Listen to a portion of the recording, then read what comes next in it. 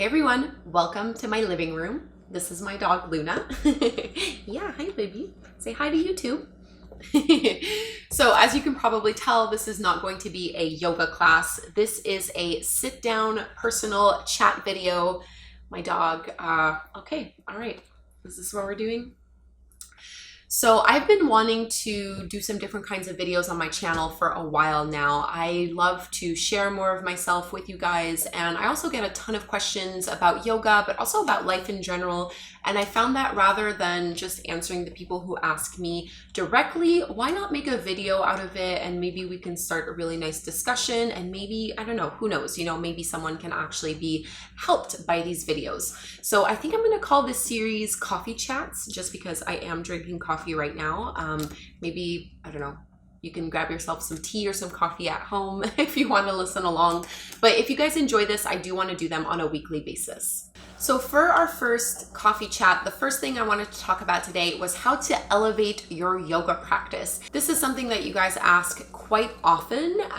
Now, how to elevate your practice, sometimes that's asked in the sense of how do I advance in my practice? So if you've been doing yoga for a while and maybe you feel like you're at a plateau, you're feeling a little bit stuck, you're not really sure where to go from here, I wanted to give you some of my best advice to elevate it. So elevating your practice to me not only means how to get stronger in your practice and actually like physically advance it, but I think it's also important to elevate your practice in a way where you make your practice more meaningful. It gets deeper. You have a stronger spiritual or emotional connection to your yoga practice, because I found for myself that's what's needed for me to be consistent with my yoga practice. So if all I care about is my physical body, I have to dig a little deeper to motivate myself to actually get on my mat on a regular basis. When I feel really emotionally and spiritually connected to my yoga practice, it's very easy for me to step on my mat every single day and move my body because I'm motivated to do it. I'm searching for that connection. So I have 10 pieces of advice. The first piece of advice is to set an intention. So before you start to flow, before you get on your mat, before you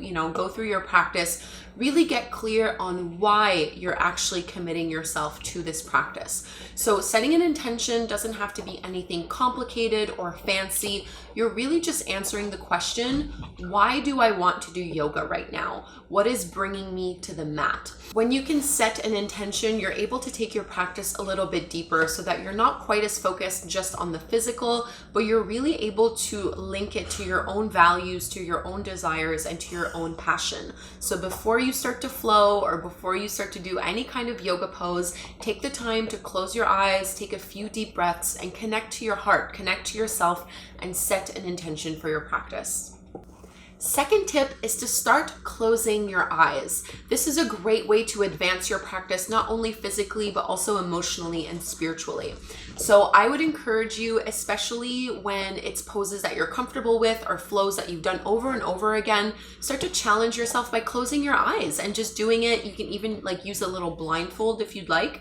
But very often at home, I practice almost entirely with my eyes closed. This is a great way for me to really feel into the poses and to check in and see, how does my body feel right now? How do these poses resonate within me?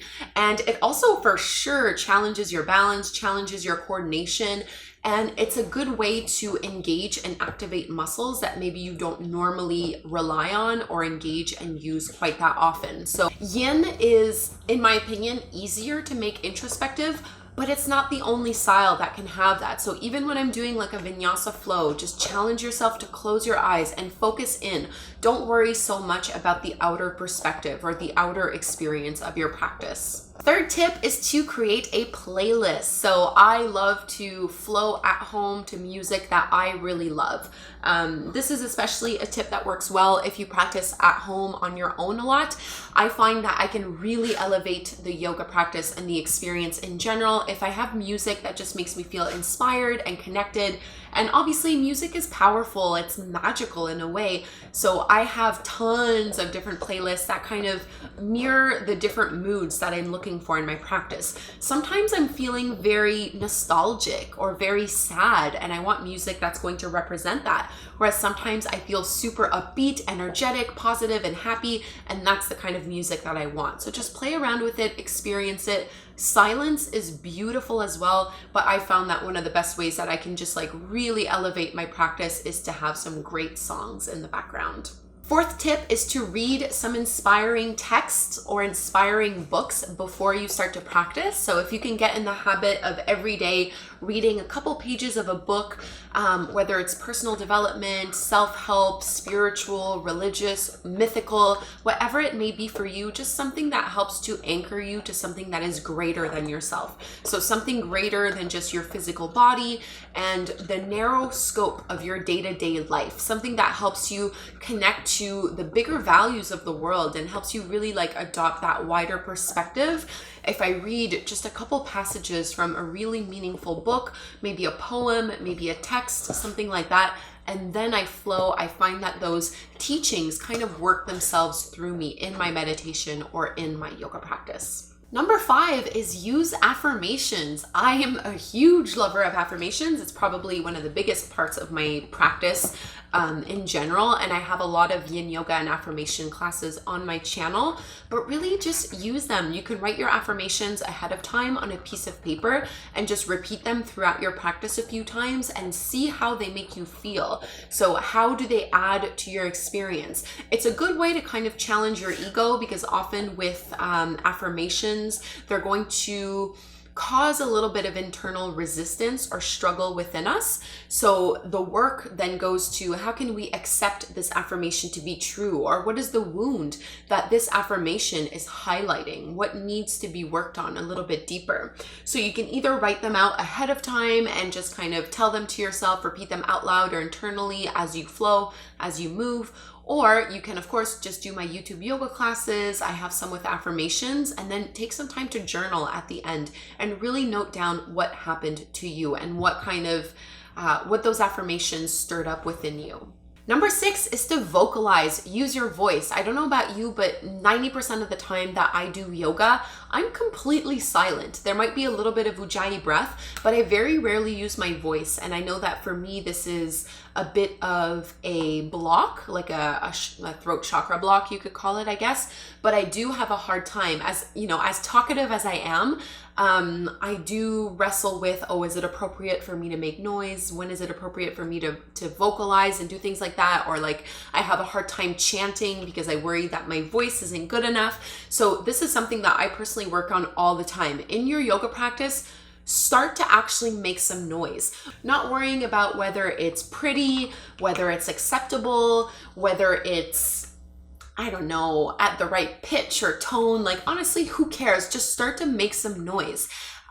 This has probably been one of the most challenging ways that I've elevated my yoga practice. It's something that I still work on because I feel shy or embarrassed or I feel silly, but that's why you need to do it. Those are really good things to work on. So really, when you're, try to do it when you're in a studio class, but for sure at home, this is when you're in a super safe space. So start to sing some mantras at the beginning of your practice and start to vocalize throughout practice. Number 7, go outside. Just change your environment. If you really want to elevate your practice physically as well as mentally, just forget the regular studio, forget your yoga mat, just go outside and practice.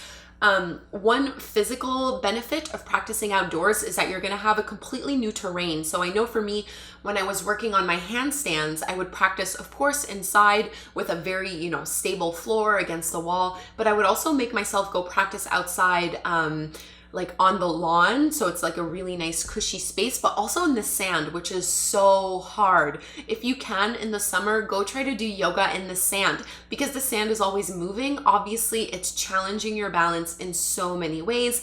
And, outdoors is very rarely ever a solid, stable, even ground. So it's really going to challenge you in a lot of ways, and it is going to make you stronger and it's going to improve your balance. So physically, it's totally totally going to improve and advance and elevate your practice.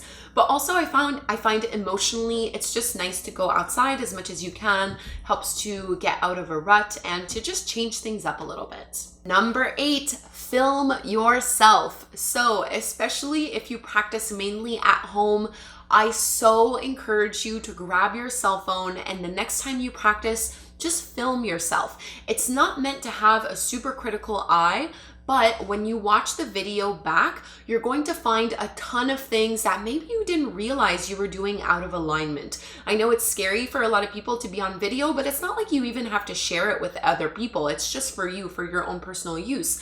But, you know, when you go to studio classes, you have teachers there that are able to give you feedback and help you assist and adjust poses. When you're at home, you don't really get that, so it can be hard to know if you're doing things the way that you should be doing them with proper alignment. But it's also a really wonderful way to notice default patterns that you have in your body or postural alignments that need to be corrected, and to just notice things that maybe you would like to do better moving forward. When I started, obviously, like when I started teaching online, obviously I had to film myself a whole bunch, and that was really foreign to me. I wasn't used to obviously filming my yoga practice. But I learned so much. I learned so much about my anatomy, about my alignment, about my posture, and it made me a stronger practitioner, but also a stronger teacher overall. So I highly, highly recommend it. And especially for teachers, if you're wanting to teach yoga online, you absolutely need to start filming yourself teaching yoga classes. So do yoga classes, give the verbal cues while you do it. It's going to improve your teaching skills by like a million.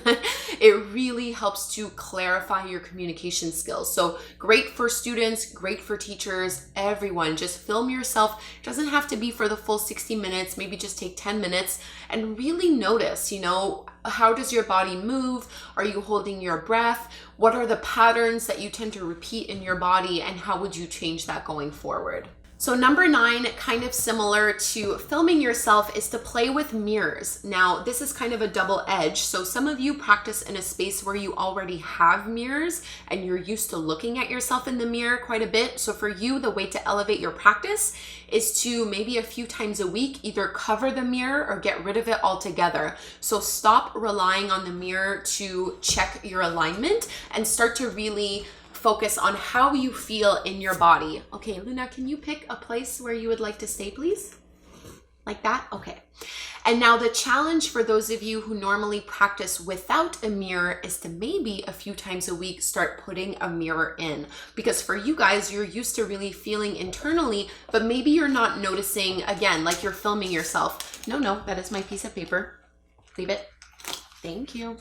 So for you guys, maybe you're not noticing some of your misalignments or some of the things that maybe you'd like to do a little bit better. So just play around with mirrors. All right, number 10, my final tip on how you can elevate and advance your practice is to go take some workshops and trainings. So yoga teacher trainings, I'm telling you, they're not only for people who actually want to start teaching yoga.